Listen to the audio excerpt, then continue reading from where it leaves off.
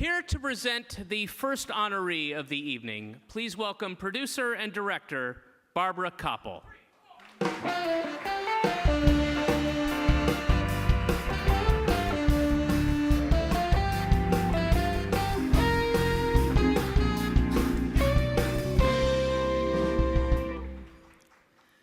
Well, it's wonderful to be here with so many brilliant editors, particularly Larry Silk.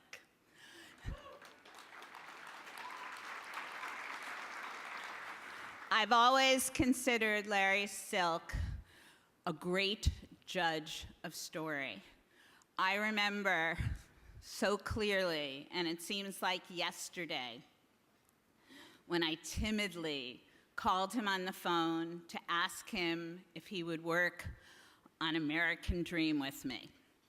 He said, well, I'll have to come down and look at some of it, look at the dailies. And I said, okay. And I really wanted Larry because American Dream was a very complicated film. It was about economic crisis in the Midwest, and everybody was fighting each other, and plus people, meatpackers in Austin, Minnesota, went out on strike when it was 60 below with the wind chill factor. So I thought that they really deserved to have a master editor to put this film together. So Larry looked at the film and he said, okay, I'll do it. And I was so happy. And for me, it was the beginning of an incredibly long and wonderful working relationship with Larry. I think we did 5 or 6 films together after that, and that made me very happy.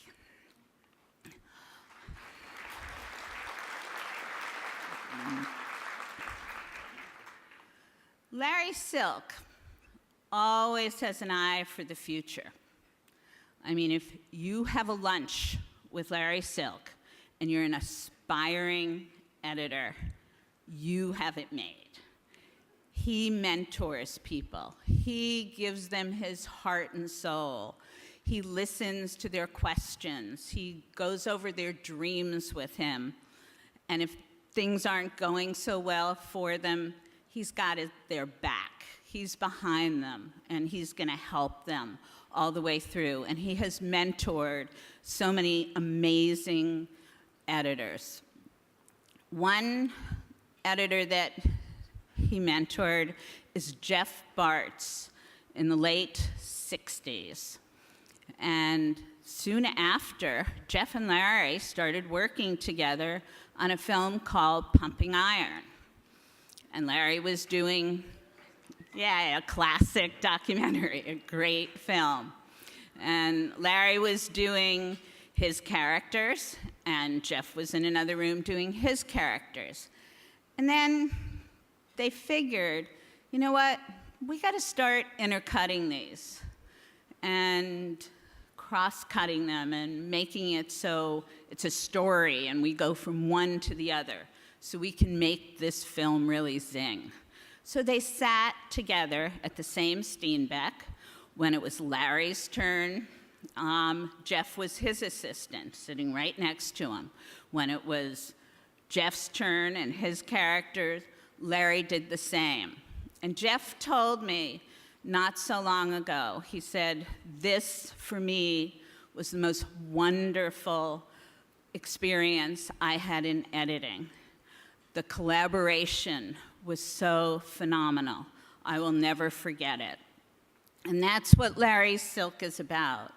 Larry's about openness, collaboration, just getting a new story, no ego involved, and loving to be with editors and having them spark off each other. I mean, he's just a remarkable man. Some of the other people that he has mentored, and it's a list that goes on, but I'll name a few, are all amazing editors: Jean Chen, Ann Collins, Emma Morris, Ann Fratto, and the late Jennifer Robinson. And the list just goes on with people that he has helped and has remained friends with for all these years. Jean flew all the way from New York just to be with Larry tonight for this great moment.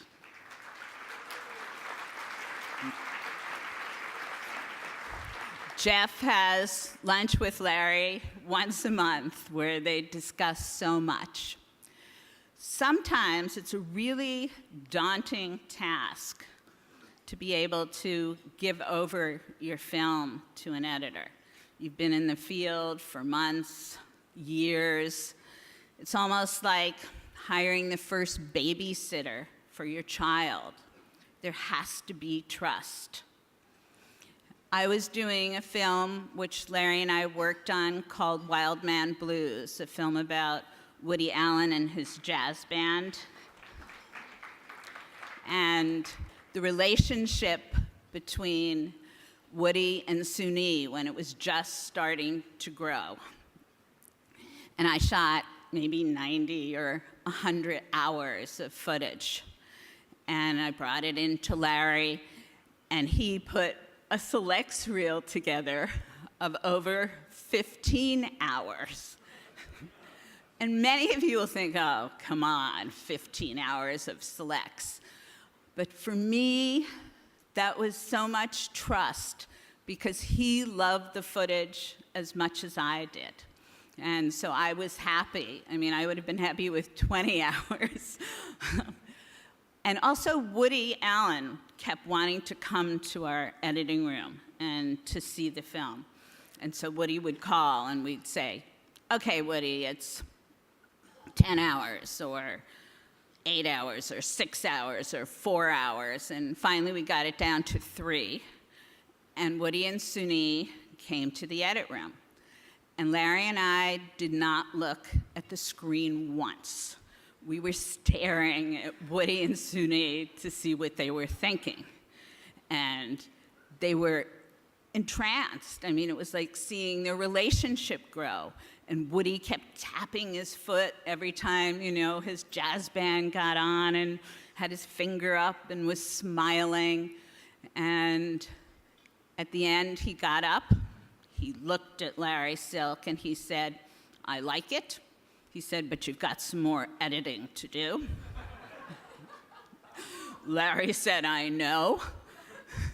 Woody then went out with Suni, and we didn't see them again until we finished the film. So that was incredible trust that he believed enough in Larry that he just let him finish it the way he wanted to. Because Larry Silk has such a phenomenal group of films that bear his name, that will stand the test of time, and the job that he's done on them is so remarkable. They've gotten Academy Awards, they've gotten Emmy Awards, they speak to people. They're going to last for a long, long, long time. They tell us so much about who we are as people, so much about this country and other countries. Because Larry Silk cares so much about the future generation and just gives of himself because he wants to see really wonderful, masterful editors. Because Larry Silk is just such a cool guy. He's a friend, he's humane, he's wonderful, he's a joy to work with. And I felt it was my lucky day, the day that he said that he would edit American Dream. So it is with honor, pride, and humbleness that I present the ACE Award to Larry Silk for career achievement. Stay there. Stay there, Larry, stay there. Don't come up yet. Ladies and gentlemen, Larry Silk.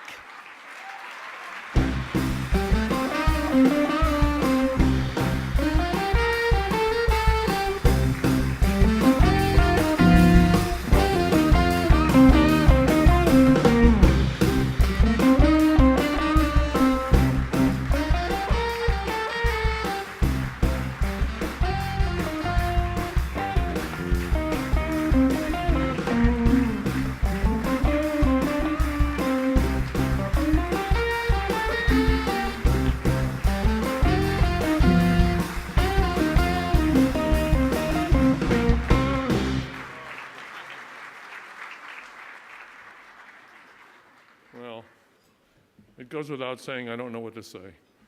It was an enormous presentation and tribute. I'm overwhelmed. I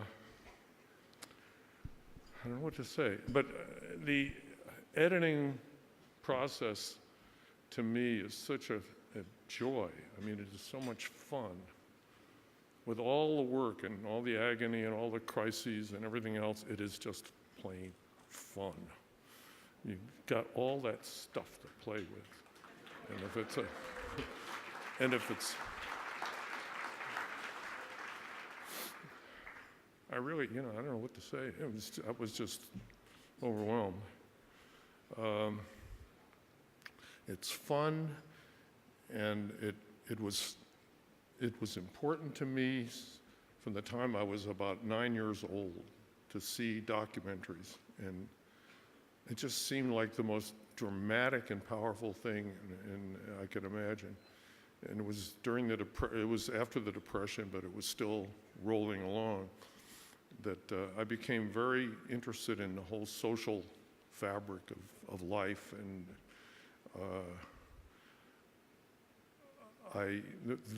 I saw films that were my favorite films was The River and the City, the Pere Lorenz films that I saw during the New York World's Fair in 1939. And I was only 9. And when they would show those films in school, I was the only one who really was excited. I was just jumping around. I was so excited to see them again and again. And I'd look around at my classmates, and they would go, "Oh, no, not again." They really did show them a lot, and 16-millimeter prints of those films. So it turned out that was the thing that I wanted to do with my life. And I wasn't interested in school particularly, but I was interested in learning how to do it. I didn't know about editing at all. I didn't have any idea about editing, but I had a great editing teacher, Carl Lerner, who was a legend. And when he passed away, like 30 years later, he recommended me to teach his class as he was dying of cancer. And it was such an incredible privilege to have found that out, that he was the one who told NYU, hire this guy to replace me. So I don't know, the rest is history. I don't know what else to say. But it's a great thing to do. And the camera work is very important to me.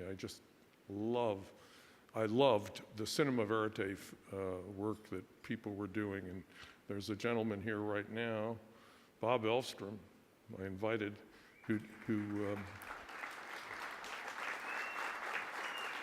did the Johnny Cash. He was the cameraman and director of the Johnny Cash film. And I'm so glad that he came to be here for this moment, because it was just so much fun to look at his stuff. And he gave you the feeling in the audience of what it was like being there with this man, whatever he was doing. Anyway, I don't know what else to say, except I'm thrilled that I have some of my family here, my wife and my cousin's son, and my son and his fiancée, and they're all here. And it's just the greatest moment in my life, it really is. And thank you.